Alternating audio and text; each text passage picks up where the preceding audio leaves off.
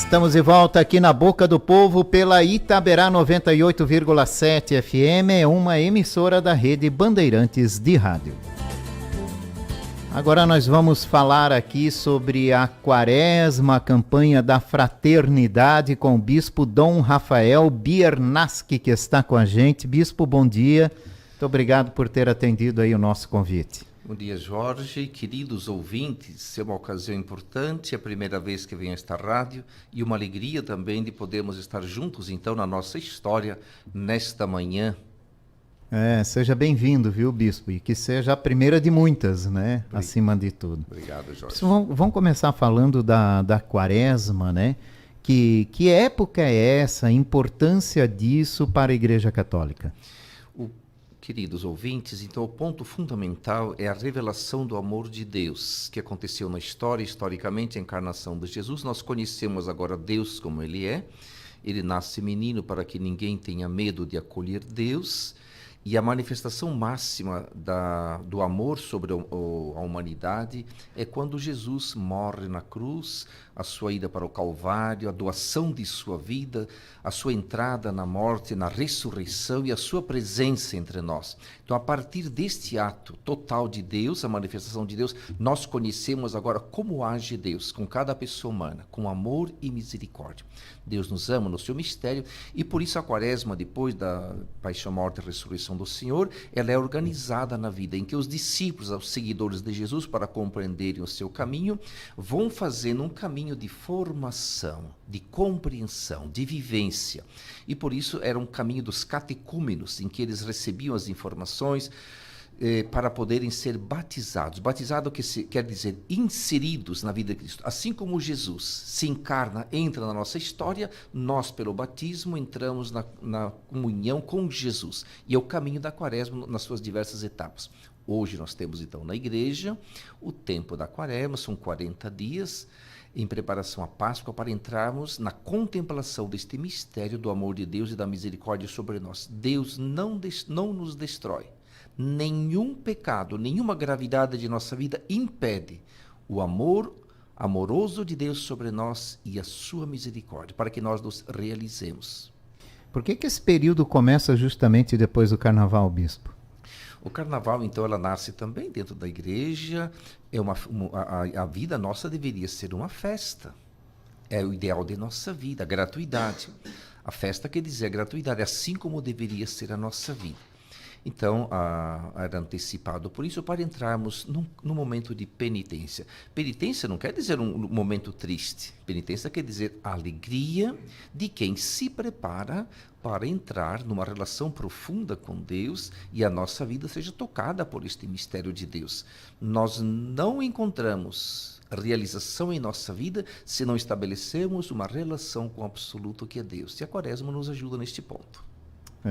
Importante, né? Qual é a programação da Igreja Católica aqui em Blumenau nesse período? Então, a Igreja Católica, então, em Blumenau, ela nas suas paróquias se organiza, com a quarta-feira de cinzas se dá a abertura. Então, são preparadas cinzas dos ramos que foram bentos na entrada de Jesus em Jerusalém no domingo de Ramos do ano passado. Esses ramos são queimados e é um símbolo, a cinza, colocada sobre as nossas faces, nossas testas, para dizer da fragilidade de nossa vida. Nós somos frágeis.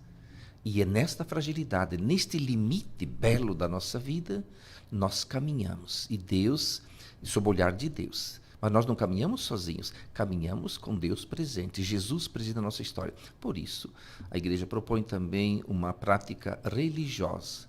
Já o Evangelho vai nos propondo que a nossa vida seja de esmola, de jejum e de oração.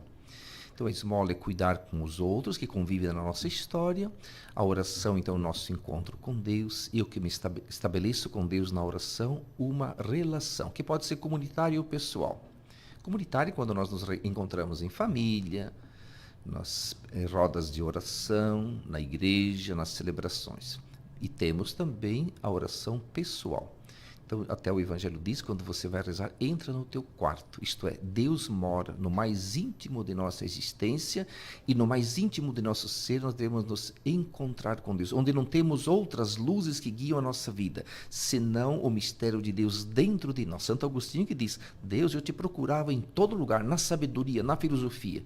E quanto demorei para te encontrar dentro de mim, e como é belo te encontrar. E ali se estabelece com Deus uma relação, e Deus dá o prêmio para quem faz isso. Qual é o prêmio? Nós sentimos que Deus é Pai, Ele cuida de nossa vida, nós nos sentimos filhos, cuidados por Deus. Se a gente está na vida machucado, às vezes ferido, por uma relação, alguma coisa, em oração a gente contempla Deus, Ele me torna a consciência de filho, eu vou compreendendo então a misericórdia, o meu irmão quando eu erro e saio dali transformado. Meu rosto que ficou raivoso da oração, do meu íntimo de encontro com Deus, sai transformado. E o jejum? Jesus não insiste no jejum. Jejum significa que eu tenho também a minha vida, eu não tenho posse da minha vida nem dos alimentos. Vida é alimento, jejum quer dizer morte. Então eu compreendo que eu não tenho poder sobre a minha vida, eu tenho um dom da minha vida e a minha vida é colocada sobre os outros. Então o jejum é um símbolo, um sinal de que eu coloco a minha vida frágil, bela, importantíssima, acolho e também dou ela como serviço aos outros, não como posse e domínio sobre a minha vida. Junto com a Quaresma, nasceu aqui no Brasil, né, a campanha da fraternidade, né, Bispo? E esse ano, com um tema todo especial, que é a fome. Sim. Então, os bispos da Igreja do Brasil, a Conferência Nacional dos Bispos do Brasil, então eles propõem cada ano, já há 60 anos, 60 vezes melhor, desde 1964, por 60 vezes, 60ª edição da campanha da fraternidade. E todo ano se escolhe, então, um tema sensível, importante, e que se coloca nesse tempo de Quaresma um ponto específico, bem claro, bem específico, para dali ajudar a vivermos também esse tempo do encontro com Deus, com os irmãos e conosco mesmos. Este ano, então, foi escolhido a fome. O tema da fome está, então, se repetindo por 3 vezes, 1975, 1985 e agora 2023. O tema da fome este ano, então, é um tema específico, onde nós contemplamos em nossa vida, em nossa existência, pessoas que estão sofrendo a fome. Mas aqui é só uma colocação também simbólica e profunda, para que a nossa vida, a nossa história se coloque. O que é fome? Fome, então, é algo importante que manifesta na nossa vida, é um ato de preservação da nossa vida. Então, eu sinto fome, importante. Que fome que eu tenho? Então, olha, o tema da fome e daqueles aqueles a quem falta um alimento biológico, material, mas veja que o tema da fome, então, vai perpassar toda a nossa existência. Fome, então, é um ato de preservação da vida. E como é que nós sobrevivemos? Tendo alimento, não basta o alimento. Nós precisamos... Ontem, inclusive, tinha a tentação de Jesus no deserto. Jesus respondeu. Porque o diabo tentava Jesus. Jesus, se o homem e a pessoa humana têm fome, por que você, que é poderoso, não transforma todas as pedras em pão? A humanidade ficaria saciada e resolvida. Jesus diz, não basta o pão. É preciso a palavra que dizia amor. Até na Europa, Frederico II, ele fez uma experiência, ele queria saber qual é a língua original. Então ele pegou 7 crianças, cuidou para 7 cuidadosas, dizia, vocês cuidam bem das crianças, alimentem bem, mas não falem, não digo nenhuma palavra. Aquela língua de que eles espontaneamente falaram é a língua original. Sabe quantas crianças sobreviveram por não escutar nenhuma palavra? Todas morreram, bem alimentadas e bem cuidadas. Nós vivemos do amor, da palavra. Por isso, Deus é palavra, Deus é amor e Ele nos ama. Nossos pais nos alimentam, nos dão o pão e nós temos o amor, a palavra que explicita o amor. Nós também, quando damos às pessoas, damos então amor. Então, nós temos uma fome para sobreviver, fome de amor. Nós temos fome de paz. O que é paz? Como é que uma criança fica em paz? Quando ela é cuidada, alimentada, quando ela tem o amor, a palavra, ela está limpa, ela está em paz, saciada. Até diz um salmo, a minha pessoa fica em paz quando eu estou nos braços de Deus saciado. Então nós temos uma saciedade imediata que nossos pais nos dão, mas é possível que isso fique traumatizado em nossa vida. Por isso nós precisamos de Deus. Outras vezes nós falhamos na nossa vida no relacionamento. Então as pessoas precisam da misericórdia nossa. E ninguém deve pedir o perdão para nós. Se alguém errou contra nós, sou eu que devo dar a condição do perdão. Não sei se você percebe, meu querido rádio ouvinte, que nós vivemos da misericórdia dos outros. Nossos pais nos aceitaram, Deus nos aceita. Então, na quaresma é vivido também a misericórdia. O que é o pão, então? E nós estamos refletindo, então, o pão. Ele tem uma consequência também social. Se eu tenho alguém com fome, é porque ainda falta alguma coisa. E não é só uma questão de distribuição econômica, de produção. É uma questão de fraternidade e solidariedade. Por isso, o tema da campanha da fraternidade na quaresma. Mas ela se prolonga depois o ano todo. Do que se trata, então? De nós sermos iluminados, então. Então, essa reflexão da campanha da fraternidade, qual é o tema? O tema, então, é fraternidade e fome. Então, fome é uma necessidade, então, da nossa natureza e precisamos saciar. Como é que Jesus diz?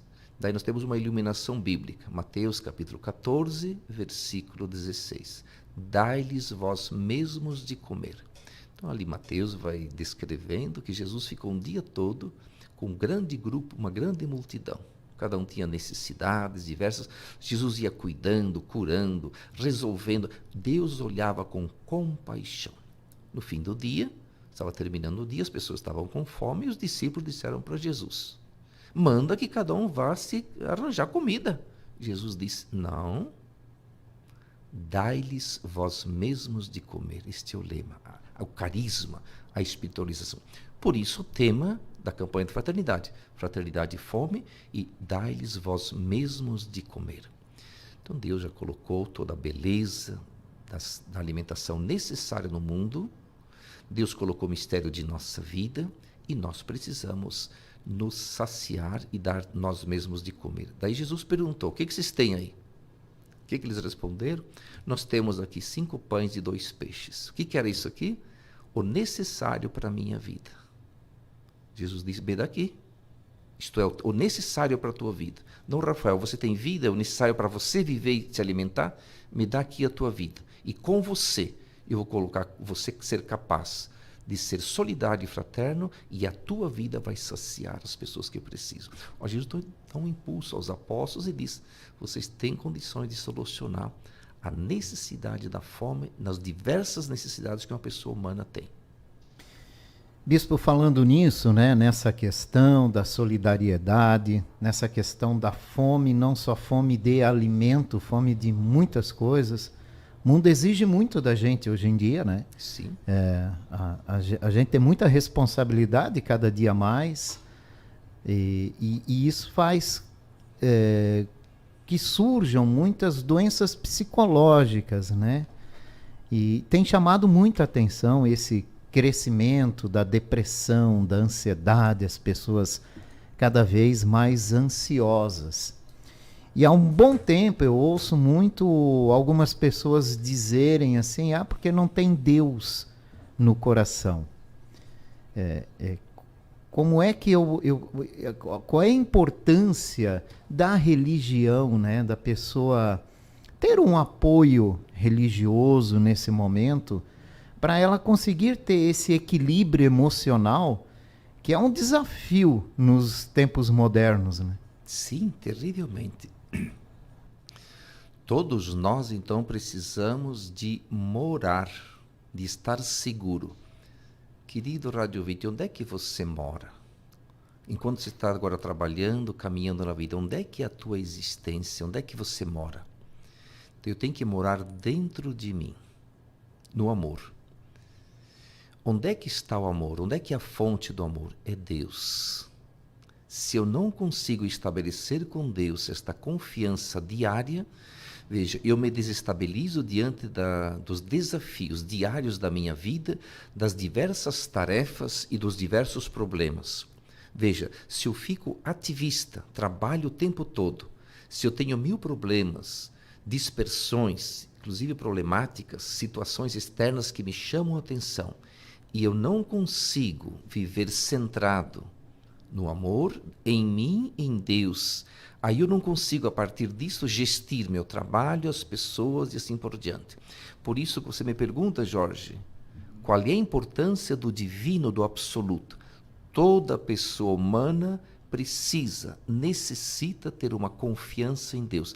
Em um momento da vida necessariamente você vai encontrar-se com o absoluto, com Deus. Pode ser num sofrimento, pode ser numa alegria, pode ser num bem-estar, pode ser no momento da tua morte. Você vai se colocar em modo absoluto diante do divino, em que você vai se deixar abraçar por este divino.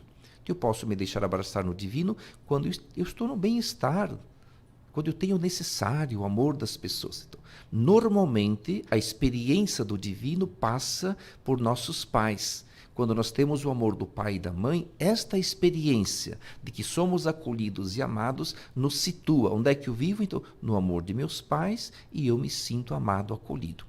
Quando eu não me sinto acolhido, eu entro em desespero e eu quero valer, e eu quero então demonstrar aos outros, pelo meu trabalho, pelo acúmulo de riquezas, que eu sou poderoso. Eu preciso sempre e continuamente buscar e cativar o amor das pessoas. Então eu quero sucesso, por exemplo. Então, veja, tudo isso me coloca num vórtice terrível de busca e de reconhecimento. O que acontece então quando eu preciso ter estabilidade? Eu preciso estabelecer com o divino uma relação. E a religião? Então, eu estou falando do ponto de vista católico, cristão, mas pode ter vários modos e vários caminhos também. Mas é um estabelecimento com o divino. Deus, então, é fonte do amor, Ele é Pai, Ele me faz existir, sou envolvido neste amor, e quando eu tenho uma relação com este Deus, por exemplo, eu como bispo, eu tenho 1000 problemas na diocese. E se eu não estou centrado dentro do amor da minha vida, eu me enrolo com os problemas, eu crio confusão dentro de mim e fora de mim, e começa a criar uma ansiedade. E essa ansiedade nos leva a caminhos que não conhecemos, né? Desconhecidos, que podem nos fazer perder, né? Sim, procuramos daí compensações de reconhecimento dos outros, de ativismos, de alimentos, de vícios, para poder aplacar aquela ansiedade. Então, a necessidade de estabelecer, como é que a gente estabelece então? Mesmo que nós não tivemos uma experiência boa com se tivermos uma experiência boa com nossos pais, do amor por eles, já naturalmente o nosso psicológico e psíquico, ele já transfere para Deus o absoluto.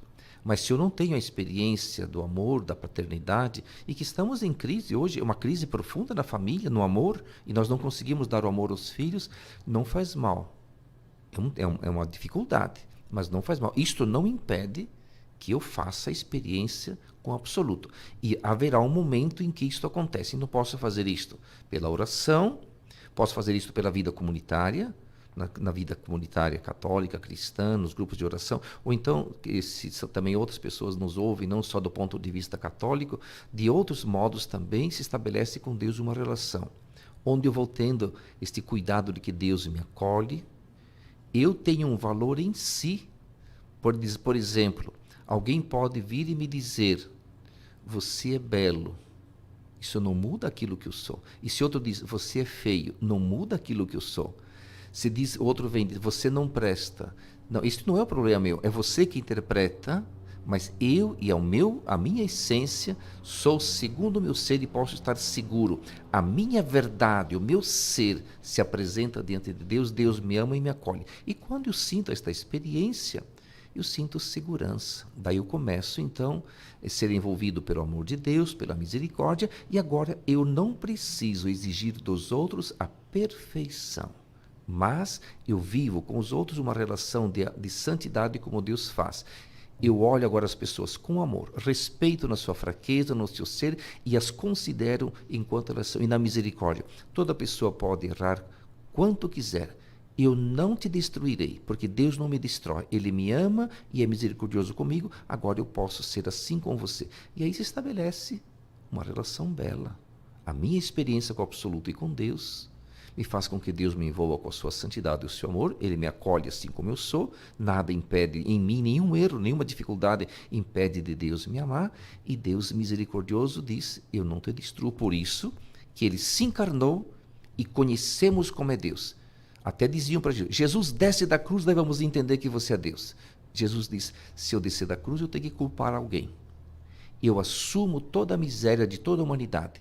E eu agora instauro na humanidade um novo modo de proceder. Eu dou a minha vida, o meu amor e a minha misericórdia, para que você agora viva como discípulo, como Deus é. Sejais santos e perfeitos no amor e na misericórdia como Deus.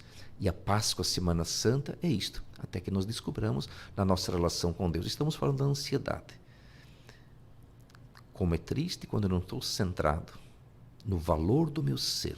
Nós somos preciosos para Deus. Nós somos preciosos para a humanidade. Você, que me ouve, é preciosíssimo para teus pais, tua existência, para Deus, para a humanidade. Bispo, muito obrigado pela participação do senhor hoje aqui no nosso programa. Sim, Jorge, então, uma alegria. Nós estamos, então, terminando, mas eu queria fazer uma oração. Opa, da campanha isso é da fraternidade. importante. A campanha da fraternidade produziu uma oração. Pai de bondade, ao ver a multidão faminta, vosso Filho se encheu de compaixão, abençoou, repartiu 5 pães e 2 peixes e nos ensinou, dai-lhes vós mesmos de comer. Confiantes na ação do Espírito Santo, nós vos pedimos, inspirai-nos o sonho de um mundo novo, de diálogo, justiça, igualdade e paz. Ajudai-nos a promover uma sociedade mais solidária, sem fome, pobreza, violência e guerra. Livrai-nos do pecado da indiferença com a vida. Que Maria, nossa mãe, interceda por nós para acolhermos Jesus Cristo em cada pessoa, sobretudo nas abandonadas, esquecidas e famintas. Amém. Amém. Obrigado mais uma vez, uma ótima semana, Bispo. Sim, sem dúvida. Boa Quaresma, senhores, e boa Páscoa. Eu conversei com o Bispo Dom Rafael Biernacki. Falamos hoje aqui sobre a campanha da fraternidade e a Quaresma aqui em Blumenau.